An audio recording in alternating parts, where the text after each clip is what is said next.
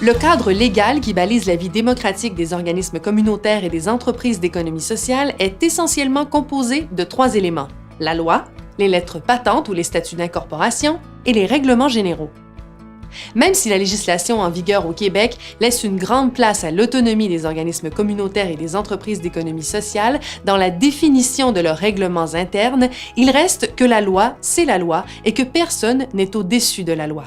C'est donc dire que les règlements généraux et les lettres patentes ou statuts d'incorporation sont tenus de respecter les chartes provinciales et fédérales en matière de droits et libertés, ainsi que les lois civiles et pénales en vigueur au Québec. À ce chapitre, notons que le Code civil du Québec édicte notamment dans sa section sur les personnes morales certaines règles de droit qui s'adressent aux organismes communautaires et aux entreprises d'économie sociale. Dans plusieurs cas, les dispositions légales qu'on y retrouve sont supplétives, c'est-à-dire qu'elles viennent compléter au besoin les lois constitutives et les règlements généraux de l'organisation. Il vous est alors possible d'adopter des règlements internes qui diffèrent des règles de conduite énoncées dans le Code civil, dans la mesure bien sûr où vous ne contrevenez pas à la loi et où vous ne brimez pas le droit de vos membres. À cet égard, il est important de souligner que le Code civil du Québec contient des principes d'ordre public qui protègent les droits de tout un chacun et auxquels il est impossible de déroger. Outre le Code civil, les organismes communautaires et les entreprises d'économie sociale sont tenus de se conformer à certaines lois constitutives. S'ils sont incorporés au Québec en tant qu'organismes à but non lucratif, ils sont soumis à la loi sur les compagnies du Québec, notamment à la partie 3 de celle-ci qui porte spécifiquement sur les personnes morales sans capital action. S'ils sont incorporés en vertu du régime fédéral, ils sont alors soumis à la loi canadienne sur les organismes à but non lucratif. Les coopératives, pour leur part, sont soumises à la loi sur les coopératives du Québec ou à la loi canadienne sur les coopératives, selon la nature de leur incorporation, qui peut être de régime provincial ou fédéral.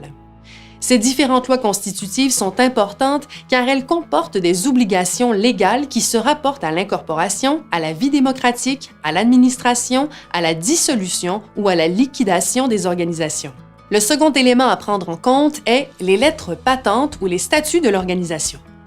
Il s'agit d'un document constitutif émis par le gouvernement suite à l'acceptation d'une demande d'incorporation. On y spécifie le nom de l'organisation, l'emplacement de son siège social, sa raison d'être, le nombre d'administrateurs ou d'administratrices, ainsi que certaines règles fondamentales qui s'appliquent à l'administration, à la vie démocratique, à la dissolution ou à la liquidation de l'organisation. Soulignons que la loi insiste pour que les activités et les règlements internes des organisations se conforment aux dispositions que l'on retrouve dans les lettres patentes ou les statuts d'incorporation. Le dernier élément qui encadre la vie démocratique des organisations de l'action communautaire et de l'économie sociale est les règlements généraux. Les règlements généraux sont adoptés par l'Assemblée générale des membres. Ils définissent le pouvoir des différentes instances de l'organisation et stipulent les règles et les procédures qui régulent sa vie démocratique.